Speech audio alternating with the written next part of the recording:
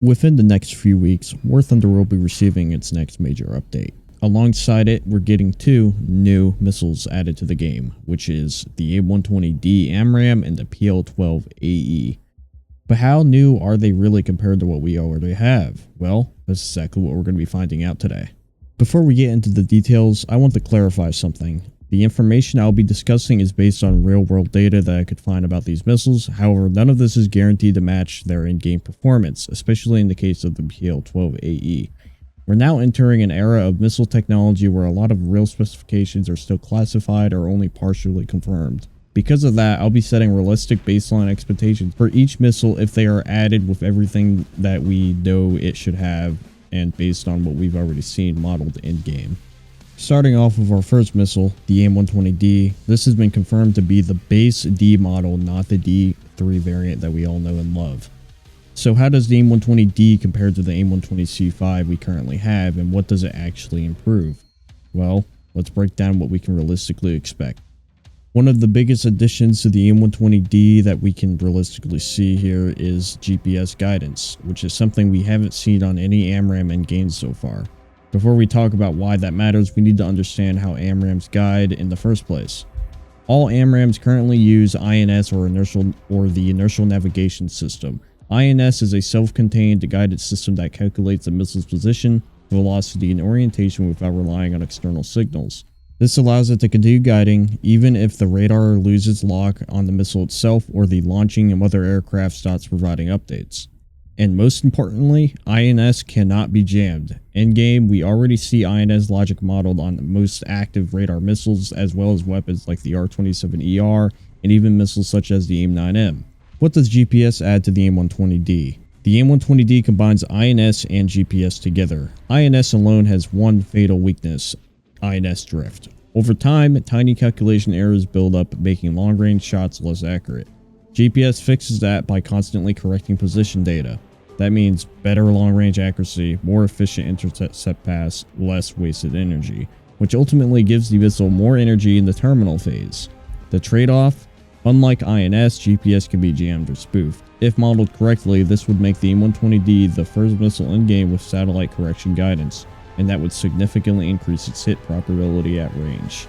Now we get to one of the biggest upgrades of the AIM-120D, which I unfortunately doubt we will see: two-way data link. Older AMRAAMs use one-way data link, which is, to put it simply, aircraft missile updates.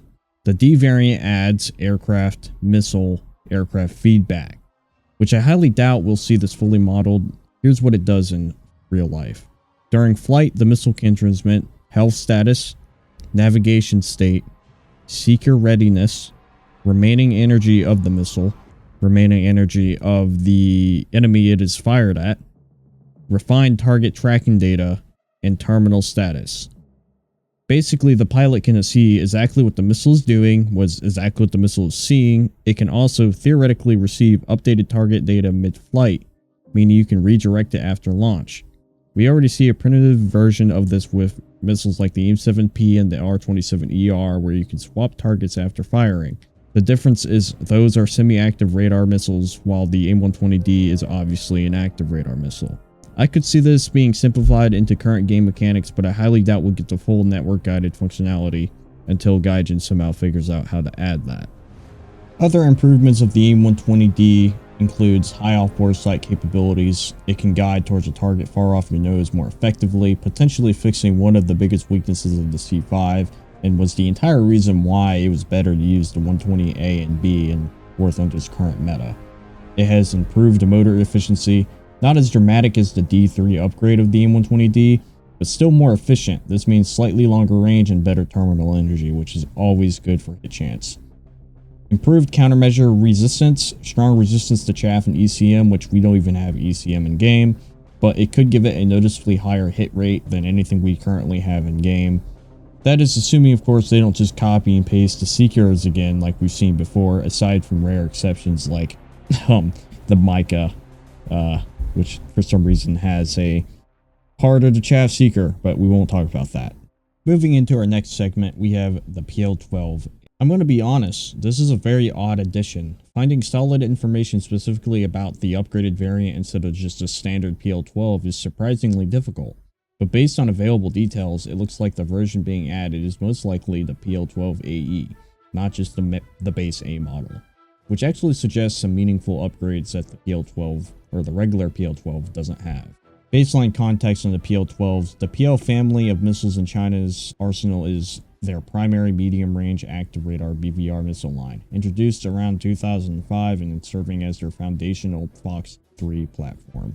Compared to the original PL-12, the PL-12AE is not a new generation missile. The only truly confirmed improvements are an upgraded radar seeker and a redesigned digital processor. Because of those changes, it's often said to be comparable to the later C series of AMRAAMs. However, the AIM-120D would almost certainly outperform it in raw tracking and kinematic performance. The PL-12AE was created to fill a capability gap between the older PL-12 missiles and the newer PL-15. In simple terms, it was a stopgap upgrade until the next-gen missile entered full production, which is why its addition is interesting. Gaijin Entertainment confirmed the AIM-120D is coming, yet China isn't getting a true equivalent missile alongside it. Instead, they're getting an interim upgrade. Realistically, that probably means the AIM-120D won't be modeled at full real-world capability, which wouldn't exactly be surprising based on past trends with this company. Now, on the topic of does the PL-12AE even have data link, there is no universally confirmed public proof that the PL-12AE uses two-way data link like the AIM-120D. However, some technical assessments suggest it may. If true, it would function like the AIM-120D's aircraft, missile update, missile, aircraft status feedback. That would give it similar situational awareness advantages to modern Western missiles, at least in theory. Now, it will of course have one-way data link, so aircraft to missile, but I highly doubt we'll see two-way data link in this update. For GNS or GPS guidance, reliable public confirmations is scarce. Most sources don't explicitly verify satellite guidance capabilities. However, development statements indicate the in-game version is expected to feature GNS guidance. If implemented, that would mean reduced INS drift, better long-range accuracy, more efficient intercept paths, which would noticeably improve hit consistency. And honestly, it's pretty exciting to see this level of missile tech entering the game as we move closer to peak 4.5 generation capability. Now onto the other improvements. There are reported upgrades that also include improved propulsion efficiency, upgraded electronics, better signal processing. None of these alone make it revolutionary, but together they could make it a noticeably more reliable missile in combat, which is what the Chinese tech tree needs. So, what is my final verdict? How do these missiles compare? What are we actually looking at here? The AIM-120D? Major guidance improvements, better tracking logic, better long-range performance, modern data link architecture if added or implemented. The PL-12AE? Refined electronics, improved processing, possibly better ECCM, but still fundamentally a mid-generation missile. In simple terms, one is a true next step evolution, the other is a refinement upgrade. That doesn't mean the PL-12AE will be bad. In fact, if implemented well, it could easily be one of the most consistent mid-range missiles in the game. Keeping it fair, on paper, the AIM-120 is clearly the most advanced weapon, as it should be. And that's going to wrap it up. If you made it this far, I really appreciate you watching. Let me know down below if this is the kind of content you'd like to see more often, because I genuinely enjoy diving deep into missile tech and aviation systems like this. As I said earlier, information gets harder to verify the more modern that technology is, especially when dealing with systems from countries that don't publicly disclose detailed specs. So if you notice anything that seems off, feel free to comment. I read every single one. Anyways, I hope you enjoyed, and I'll see you in the next video. Peace out.